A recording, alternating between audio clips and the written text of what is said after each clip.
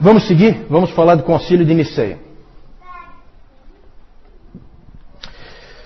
Gente, como eu disse antes, o quarto e o quinto séculos foram de imensa produção teológica. Nesse período ocorreram também os grandes concílios, os principais concílios. Concílios são reuniões, esses são os concílios ecumênicos, assim chamados, porque toda a igreja participa deles, né? São 7 os concílios ecumênicos. Esse concílio, o concílio de Nicéia, é considerado o primeiro. Não sei por que o concílio de Jerusalém, até alguém comentou isso comigo, eu não sei por que ninguém considera o concílio de Jerusalém o primeiro, né? Talvez porque ele seja de uma outra época, com a presença de apóstolos, e já que em Nicéia é diferente, né? É um concílio diferente. O concílio de Nicéia é fundamental para nós, porque aqui vai ser estabelecido o quê? Que doutrina? O cânon, na verdade, ele não está totalmente estabelecido aqui, não. Ele foi discutido em Nicéia, mas ainda tinha livros duvidosos, né? Tem uma doutrina mais importante que vocês têm que associar a Nicéia, certo? Sempre que se falar em Nicéia, você tem que lembrar dessa doutrina. Alguém sabe qual é? Doutrina da Trindade. Doutrina da Trindade, exatamente, certo? A doutrina da Trindade, ela é estabelecida no Concílio de Nicéia. Claro que a discussão principal era quanto à questão da divindade de Cristo. Se Cristo era Deus ou não. Lembram quem foi o pai da igreja que criou esse termo Trindade? Porque isso não é um termo bíblico, né? Tertuliano, exatamente. Então, bom de memória, hein? Vocês estão afiados. Claro, gente, desde o início a igreja cria na divindade de Cristo. Isso nunca foi um problema. Só que assim, tudo que ia acontecendo na história da igreja, ao longo da história da igreja, ia aparecendo problemas, ia aparecendo as heresias, nós já vimos isso. E a heresia forçava a igreja a definir com clareza as doutrinas. Apertava a igreja para que a igreja definisse com clareza as doutrinas. Então é claro que sempre se creu na divindade de Cristo, desde o início, só que não havia a expressão teológica disso. E aí surgiram então algumas tentativas de explicar quem é Cristo. E aí surgiram coisas do tipo aí, o subordinacionismo. Subordinacionismo. O que é o subordinacionismo? É o seguinte pensamento. O Pai está acima do Filho, que está acima do Espírito Santo. Subordinação, certo? Fica claro aí o porquê do nome. Então o Pai é mais importante que o Filho vem em seguida e depois vem o Espírito Santo em terceiro plano. E também surgiu uma outra forma de pensar, que era o monarquianismo. O que é o monarquianismo? Vem de mono, O monarquianismo dizia o seguinte: não, o Pai, o Filho e o Espírito Santo é o mesmo Deus, só que ele se manifesta de maneiras diferentes. Então uma hora ele está como Pai, outra hora ele está como Filho, outra hora ele está como Espírito Santo, mas é sempre o mesmo. Ora, essas coisas impuseram uma dificuldade para a igreja. O que fazer com isso aí? Isso aí é verdade, não é verdade? Seguimos isso, acreditamos nisso ou não? Houve necessidade de definir as coisas de forma clara. E aí surgiu uma outra coisa. Pode passar aí, por favor? Aí surgiu um debate ainda mais intenso. Um problema na cidade de Alexandria. É sempre Alexandria, né? Impressionante. Alexandria está em todas Alexandria. Houve um problema na igreja de Alexandria. A igreja de Alexandria tinha um bispo, já um senhor muito velho, bem velhinho, chamado Alexandre. E esse bispo, ele pregava, e ele sempre pregava enfatizando a igualdade do pai e do filho. Deixando claro que o pai e o filho estão em pé de igualdade, que não há o subordinacionismo, que o filho é Deus, como o pai é Deus. E lá em Alexandria havia um presbítero bem mais novo, um sujeito ambicioso. Então entendam isso, é o bispo da cidade e um dos presbíteros da mesma cidade. O problema é lá dentro de Alexandria. Esse presbítero chamava-se Ário, e ele se incomodava com a pregação do Alexandre, não gostava. Não gostava do que o Alexandre dizia, aquilo incomodava ele. E aí ele começou a dizer coisas do tipo. Começou a pregar lá para o público dele lá, ele começou a pregar o seguinte: se Cristo é igual ao Pai, então ele é seu irmão e não seu filho. E também esse tipo de pregação começou a confundir as pessoas. Sabe, as pessoas começam a ficar, poxa, eu não estou entendendo. E aí um presbítero, como ele tem a pregação nas mãos, ele pode confundir facilmente as pessoas. As pessoas vão e ouvem, e geralmente são indivíduos muito capazes, com uma boa retórica, e eles acabam confundindo a população, os cristãos. Por isso que é tão importante, como o Nilton frisou hoje de manhã na pregação, né, haver a nobreza dos bereanos sempre dentro da igreja, para que esse tipo de coisa não aconteça, para que sempre a própria congregação possa checar a pregação que é feita. Outra coisa que ele dizia também: houve um tempo em que o Filho não existia. Vejam essa afirmação teológica. Isso é um problema. Se ele não existia, ele foi criado. E realmente era isso que o Ario defendia. Jesus Cristo é o primeiro ser criado. É um ser especial, é um ser muito elevado, mas é um ser criado. Quem é que crê nisso hoje? Que a gente conhece bem. Testemunhas de Jeová, né? Testemunhas de Jeová. Então é uma coisa sutil, por quê? Porque você vai pegar um folheto das Testemunhas de Jeová, é cheio de Jesus Cristo. Né? O único problema é que ele não é Deus. Então eles colocam ele lá em cima, mas não no lugar certo. O debate acabou se tornando intenso. Inclusive depois nós vamos falar do Gregório de Nissa. O Gregório de Nissa dizendo que, olha, que não se falava em outra coisa em Constantinopla. Era insuportável caminhar na cidade. Porque não se falava de outra coisa a não ser esse debate teológico.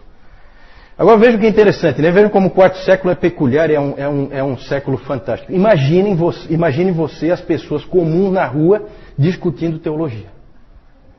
Realmente o mundo tinha se cristianizado. É impressionante. Depois nós vamos ver o Gregório de Nissa. Então, por causa desse problema todo, pode passar aí, convocou-se o primeiro concílio ecumênico, o concílio de Niceia. Foi convocado pelo imperador. Quem é o imperador? Constantino, exatamente. Foi convocado pelo imperador Constantino para resolver a questão. Afinal de contas, quem é que está certo? E lá surgiu essa palavra nesse concílio. O concílio foi na cidade de Niceia, na Ásia Menor. E lá se reuniram então bispos de todas as igrejas do Império Romano, e inclusive convidados de fora do Império Romano. Se reuniram em Niceia para esse concílio. E lá surgiu essa palavra, que é uma palavra muito importante, homoousios. Homoousios, de mesma substância. Certo? Essa palavra foi depois para o credo niceno. O credo niceno foi depois crido por toda a igreja. E ela significa o seguinte: da mesma substância. O Filho é da mesma substância que o Pai. Certo? Essa substância não é algo que a gente possa definir, tá? É uma coisa assim, é só para dizer que os dois, eles são equivalentes, apesar de não serem a mesma pessoa. Certo? E aí então começou a se formar a doutrina da Trindade. No credo niceno diz o seguinte sobre o Filho: gerado, não criado, é feita essa ênfase, não criado, consubstancial ao Pai, de mesma substância que o Pai. Certo? Esse é o credo niceno. Evidentemente ali então estava sendo condenado o arianismo. Exatamente, ele estava sendo condenado. Ali no concílio de Niceia apareceu, pode passar, um personagem muito importante, um dos pais da igreja, fundamentais, que se chama Atanásio. Atanásio, que era apelidado de o Anão Negro, porque ele era baixinho e a pele bem escura, então ele era o Anão Negro. Era muito jovem, nessa época do concílio de Niceia, ele tinha só 25 anos, aproximadamente 25 anos, por aí. Ele não teve uma grande participação, ele era um diácono, ele na verdade estava apoiando o bispo de Alexandria, ele como diácono apoiando o bispo de Alexandria, o Alexandre, que nós vimos antes. e não teve assim uma grande participação. Ele mais tarde, ele mesmo tornou-se, de diácono ele passou a ser presbítero, e de presbítero ele se tornou o bispo de Alexandria, Atanásio. Inclusive muito jovem ele já se tornou bispo de Alexandria, com em torno de 30 anos ele já era bispo de Alexandria. Ele foi 5 vezes exilado por causa da sua luta pela veracidade da Trindade e pela sua luta pela divindade do Filho. Ele batalhou com unhas e dentes por isso. Foi 5 vezes exilado. Uma vez o Constantino mandou ele. Eu acho que foi. Não foi o Constantino, acho que foi o Constâncio, filho do Constantino. Mandou ele o mais longe que o Império Romano podia mandar. Tirou ele de Alexandria, onde ele era bispo, e colocou ele lá na Alemanha, no limite extremo do Império Romano, só para isolar ele, porque ele estava incomodando. E por que ele estava incomodando? Porque os imperadores gostaram da doutrina ariana. Para eles era politicamente mais interessante, inclusive o próprio Constantino. Constantino depois absolveu o Ário.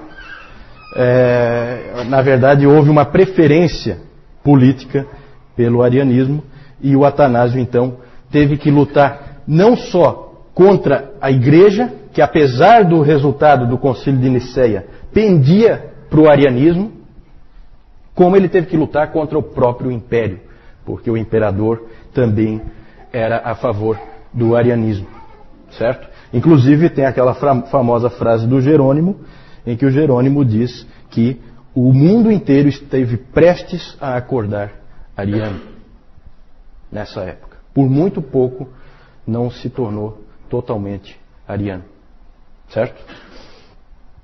E o Atanásio foi o grande guerreiro, o grande lutador pela verdade. Hoje de manhã o Newton, inclusive, leu o texto de Judas e lembrou dessa coisa da luta pela verdade. Interessante que a igreja sempre lutou pela verdade. A igreja não foi, em nenhum momento da sua história, isso eu posso garantir para vocês, e vocês vão ver aqui, em nenhum momento da sua história ela foi um centro de entretenimento.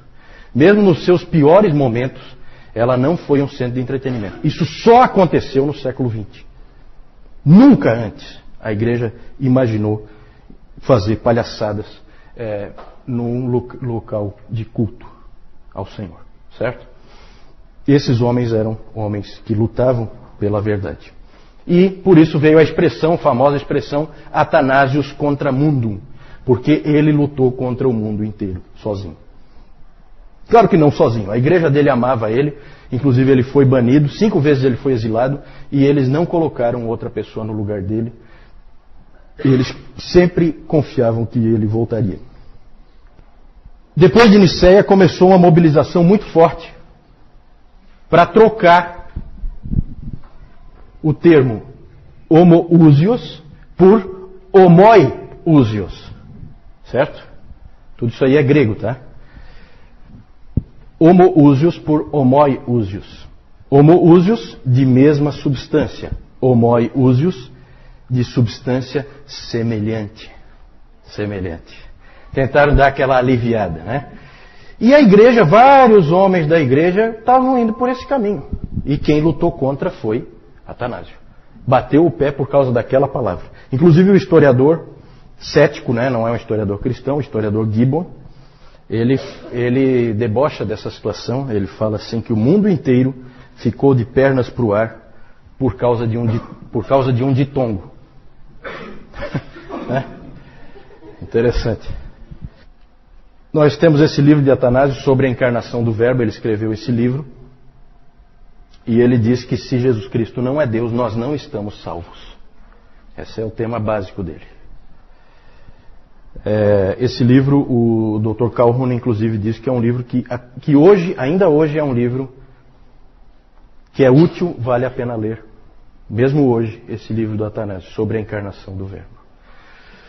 E o interessante é que no tempo da morte de Atanásio, no ano 373, foi quando ele morreu, o arianismo já estava declinando de novo, perdendo força por causa da luta dele.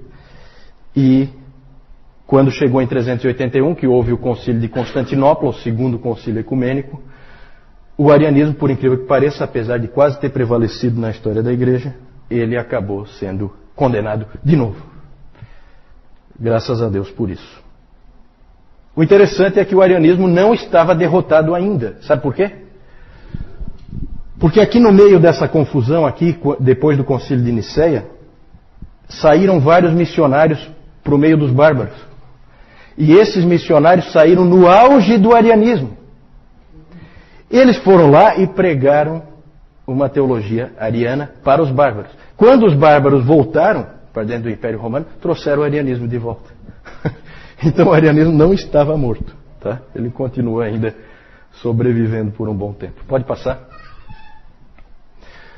Essa frase aí do professor Sabatier, citado pelo B.B. Warfield, ele diz o seguinte: nada poderia estar mais longe da verdade do que representar os pais dos concílios como teoristas ou até mesmo como teólogos profissionais trazidos à conferência por causa de zelo especulativo só para solucionar enigmas metafísicos.